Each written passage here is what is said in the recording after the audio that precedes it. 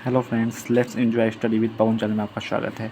आज मैं लेकर आया हूँ मैथ का कुछ बहुत ही basic definition, some basic definition. बस ये वीडियो आप एक बार पूरा देख लो, फिर आप कभी भी मैथ का कोई भी डिफिनेशन नहीं भूलोगे। तो ये स्टार्ट करते हैं। सबसे पहला डिफिनेशन है प्राकृत संख्या का। प्राकृत संख्या किसे कहते हैं? प्राकृत संख्या जिसे हम बोलते हैं इंग्लिश में नेचुरल नंबर। तो देखिए, सबसे आसान भाषा में नेचुरल नंबर। तो गिनती की संख्या को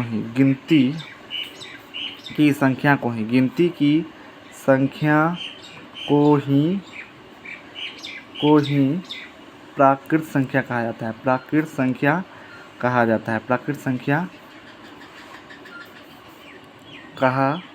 जाता है।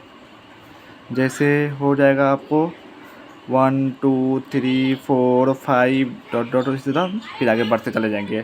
फिर प्राकृत संख्या के बाद देखते हैं हम, दूसरा है पूर्ण संख्या। पूर्ण संख्या किसे कहते हैं? पूर्ण संख्या को इंग्लिश में बोलते हैं वोल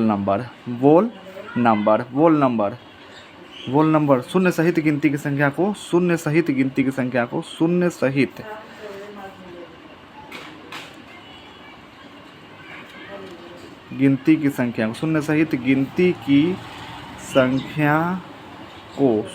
गिनती की संख्या को पूर्ण संख्या कहा जाता है। पूर्ण संख्या कहा जाता है। शून्य सहित गिनती की संख्या को पूर्ण संख्या कहा जाता है। जैसे क्या है? शून्य सहित गिनती की संख्या, यानी गिनती की संख्या पहले आप लिख दो 1 2 3 4 5 डॉट डॉट इस तरह, लेकिन शून्य सहित शून्य लगा तो ये क्या हो गया? वोल नंबर। तो पूछ सकता है सबसे छोटा वोल नंबर यानी पूर्ण संख्या क्या होगा? 0 होगा। सबसे छोटा प्राकृत संख्या क्या होगा? तो 1 होगा। वही कोई पूछ दे सबसे बड़ा प्राकृत संख्या, तो वो आप ही बताओ, मैं नहीं जानता। कोई पूछ दे सबसे बड़ा पूर्ण संख्या, वो भी आप ही बताओ कमेंट्स में, मैं नहीं जानता। अब है प्राकृत संख्या पूर्ण संख्या के बाद चलते हैं हम पूर्णांक संख्या पर। पूर्णांक संख्या जिसे हम इंग्लिश में इंटीजर्स बोलते हैं। तो क्या करना है? पूर्ण संख्या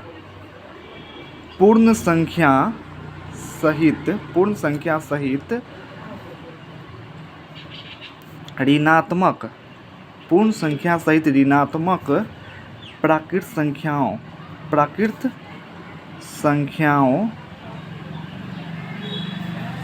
के समूह को पूर्ण संख्या सहित ऋणात्मक प्राकृत संख्याओं के समूह को पूर्णांक कहते हैं। देखिए, जैसे क्या लिखा हुआ है? पूर्ण संख्या सहित। तो पूर्ण संख्या क्या होता है? 0 1 2 3 4 5 डॉट डॉट डॉट। तो पूर्ण संख्या सहित यानी पूर्ण संख्या सहित ऋणात्मक प्राकृत संख्या यानी 1 2 3 4 5 डॉट डॉट डॉट डॉट ऋणात्मक प्राकृत संख्या है, सब में माइनस लगा देंगे। तो ये क्या हो गया? तो पूर्ण संख्या सहित ऋणात्मक प्राकृत संख्या के समूह को क्या कहते हैं? इसे क्या बोलते हैं हम लोग? इंटीजर यानी पूर्णांक बोला जाता है। अब आइए नेक्स्ट पर चलते हैं। सम संख्या किसे कहते हैं? जिसे हम इंग्लिश में बोलते हैं इवन नंबर्स किसे बोलते हैं? तो वैसी संख्या जिसके इकाई स्थान पर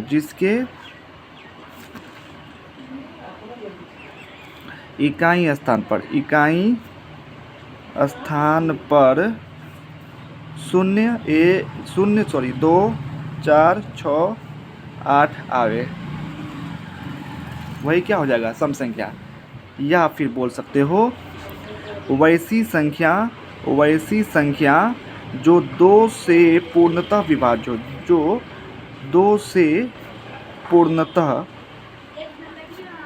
विभाज्य हो।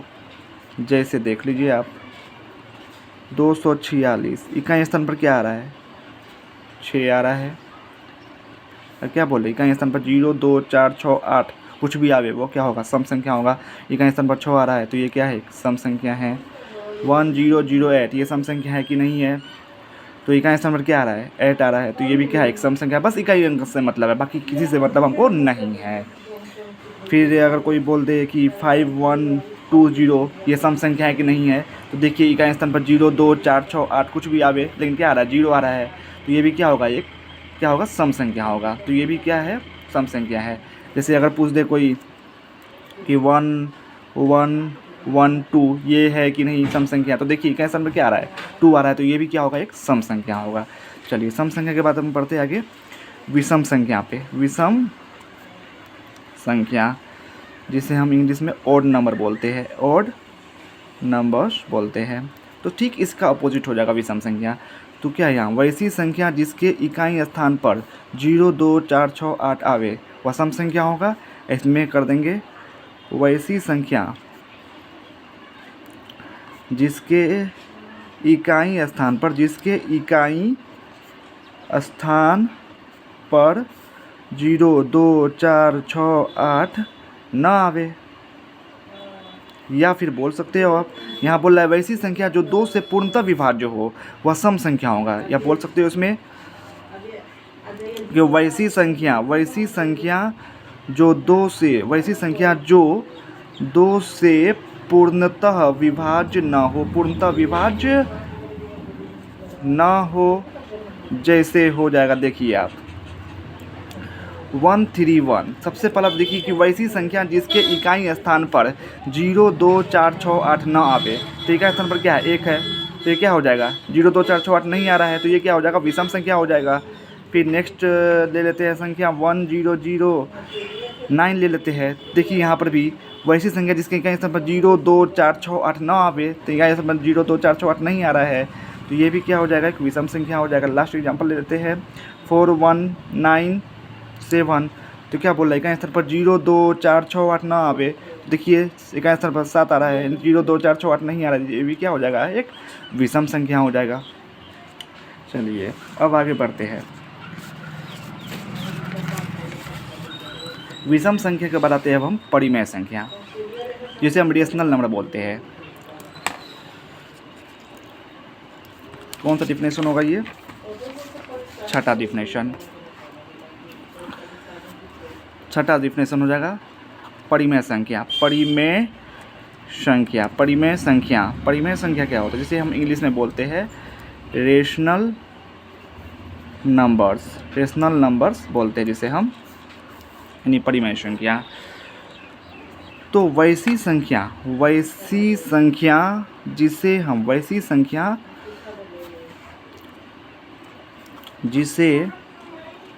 हम P/Q के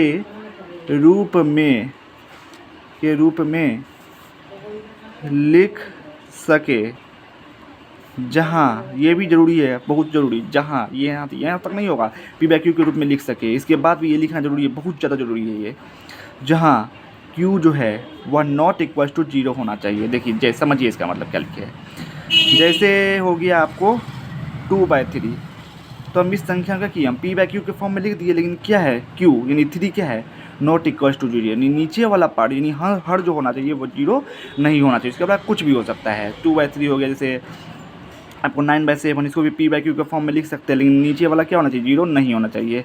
अगर हम लिख देते हैं 5/0, तो ये P/Q के फॉर्म में है, लेकिन Q यानी हर क्या है, 0 है, तो ये क्या हो जाएगा, परिमेय संख्या नहीं होगा। जैसे 11 हो गया, तो अगर 11 भी क्या है, ये P/Q के फॉर्म में है, क्योंकि अगर सिर्फ कोई नंबर लिखा हुआ है तो उसके नीचे हम 1 लिखते नहीं है, लेकिन 1 हम क्या करते हैं, मानते हैं, तो P/Q के फॉर्म में हो गया, Q 0 नहीं होना चाहिए, ये भी क्या हो गया, एक परिमेय संख्या हो गया।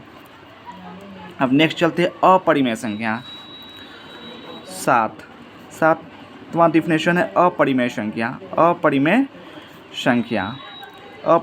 जिसको हम बोलते हैं इंग्लिश में इर्रेशनल नंबर्स। यहाँ क्या है, देखिए परिमेय संख्या में कि वैसी संख्या जिसे हम P/Q के रूप में लिख सके, जहाँ Q नॉट इक्वल टू 0 हो। ठीक इसी का अपोजिट, कि वैसी संख्या जिसे हम पी बाई क्यू के रूप में ना लिख सके, बस लिख सके। देखिए जैसे √37 इसको हम पी बाई क्यू के रूप में लिख सकते हैं, नहीं लिख सकते हैं। √11 इसको पी बाई क्यू के रूप में लिख सकते हैं, नहीं लिख सकते हैं। √36 ये बताइए ये है कि नहीं अपरिमेय संख्या? नहीं है, क्योंकि इसका वैल्यू क्या होता है 6 होता है। और हम अभी बोले तुरंत कि यहाँ कुछ नहीं तो नीचे क्या है 1 है, नहीं हम इसको क्या किए पी बाई क्यू के फॉर्म में लिख दिए, क्यू नॉट इक्वल टू 0 भी है, नहीं ये क्या हो जाएगा परिमेय संख्या होगा, इसीलिए ये अपरिमेय संख्या नहीं होगा। ठीक, अब नेक्स्ट चलते हैं। 8वां है भाज्य या रूढ़ संख्या, जिसको हम इंग्लिश में प्राइम नंबर बोलते हैं। तो बस इसमें भी इजी है। भाज्य संख्या वैसी संख्या, भाज्य जिसको हम इंग्लिश में रूढ़ संख्या नहीं, इसको सॉरी अभाज्य या रूढ़ संख्या, जिसको हम इंग्लिश में बोलते हैं प्राइम नंबर। तो वैसी संख्या जिसके पास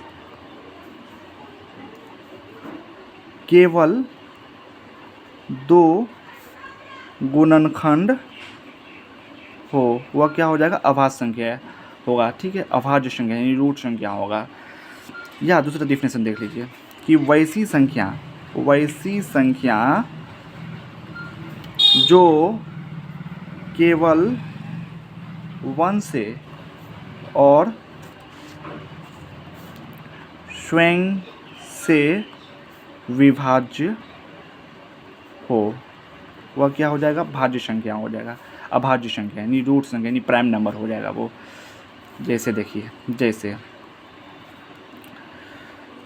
2 इसका गुणनखंड क्या होगा 1 से कटेगा ही, ये 1 तो सरकारी सबसे ही कटेगा और 2 से ही कटेगा बस, और किसी नंबर से कटेगा ये नहीं। तो 2 क्या हो गया एक प्राइम नंबर यानी रूट संख्या यानी अभाज्य संख्या। 2 के बाद 5 क्या हो जाएगा सर इसका गुणनखंड, तो 1 और 5 हो जाएगा। यानी क्या बोला वैसी संख्या जो केवल 1 से यानी केवल 1 से और स्वयं से यानी 5 से ही कटे, वही संख्या जो केवल 1 से और केवल स्वयं से यानी 2 से कटे, तो ये सब क्या हो गया अभाज्य संख्या हो गया। 10 ये होगा कि नहीं अभाज्य संख्या, देखिए इसके गुणनखंड 1 हो जाएगा, 2 हो जाएगा और 5 हो जाएगा और 10 हो जाएगा। तो क्या बोला वैसी संख्या जो केवल 2 से केवल 1 से और स्वयं से कटे, इसमें 2 5 भी आ रहा है, इसलिए क्या होगा अभाज्य संख्या नहीं होगा। तो ये कौन सा संख्या होगा तो आइए देखते हैं। अभाज्य संख्या के बाद 9वां डिफिनेशन है भाज्य संख्या, भाज्य या यौगिक संख्या जिसको बोलते हैं यौगिक संख्या, जिसे हम इंग्लिश में कंपोजिट नंबर बोलते हैं। तो ठीक इसी का अपोजिट यहाँ क्या है देखिए कि वैसी संख्या जिसके पास केवल 2 गुणनखंड हो, यहाँ पास वैसी संख्या जिसके 2 से अधिक गुणनखंड हो, वैसी संख्या जिसके पास 2 से अधिक गुणनखंड हो, वह क्या हो जाएगा भाज्य या यौगिक संख्या, जिसको कंपोजिट नंबर बोलते हैं। जैसे यहीं देखिए, जैसे यहाँ 10 लेते तो 10 ले लीजिए आप, इसका गुणनखंड क्या हो जाएगा 1 2 5 और 10। देखिए वही संख्या जिसके पास 2 से अधिक गुणनखंड हो, 1 2 3 4, 2 से अधिक गुणनखंड है, 4 गुणनखंड है, तो ये क्या हो जाएगा भाज्य संख्या। वही हो जाए अब 20, तो इससे क्या हो जाएगा गुणनखंड 1 2 4 5 10 और 20। देखिए 2 से अधिक गुणनखंड होगा, ये भी क्या हो जाएगा भाज्य संख्या हो जाएगा। वही अब ले ले नेक्स्ट नंबर 32, इसका गुणनखंड क्या हो जाएगा 1 हो जाएगा।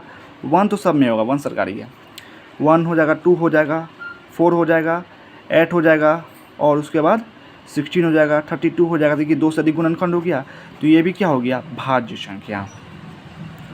अब इसके बाद समझते हैं हम भाज्य संख्या के बाद सअभाज्य संख्या क्या होता है। सअभाज्य संख्या कौन सा डिफिनेशन है ये सअभाज्य संख्या 10वां सअभाज्य, देखिए हिंदी से आप इसका याद नहीं रखिए, इंग्लिश से याद रखिए। सअभाज्य संख्या, इसको इंग्लिश में बोलते हैं कोप्राइम नंबर। CO मतलब C से कॉमन और वो से 1, यानी सिर्फ कॉमन 1 आया तो वो क्या हो जाएगा, सअभाज्य संख्या। जैसे देखिए 5 का गुणनखंड है और 7 का गुणनखंड है, निकालना हो अगर तो क्या हो जाएगा 1 और 5। 5 का गुणनखंड क्या हो जाएगा 1 और 5, और 7 का गुणनखंड क्या हो जाएगा 1 और 7। तो केवल और केवल कॉमन 1, यानी 1 क्या आ रहा है, सिर्फ कॉमन आ रहा है। तो ये 5 और 7 क्या हो गया, यानी 5 और 7 क्या हो गया, सअभाज्य संख्या हो गया, यानी कोप्राइम नंबर हो गया, सअभाज्य संख्या। यानी दो संख्याओं का गुणनखंड निकालने पर उनके बीच केवल एक ही कॉमन आवे, यानी खाली 1 कॉमन आवे तो वो क्या हो जाएगा, कोप्राइम यानी सअभाज्य संख्या हो जाएगा। दूसरा एग्जांपल ले लीजिए, जैसे 2 और 20, ये कोप्राइम नंबर है कि नहीं, इसका पहले गुणनखंड निकालिए। 2 का गुणनखंड 1 और 2, और 20 का 1 2 4 5 10 और 20। देखिए क्या क्या कॉमन आ रहा है, पहले कॉमन 1 आना चाहिए सिर्फ, बाकी कुछ नहीं।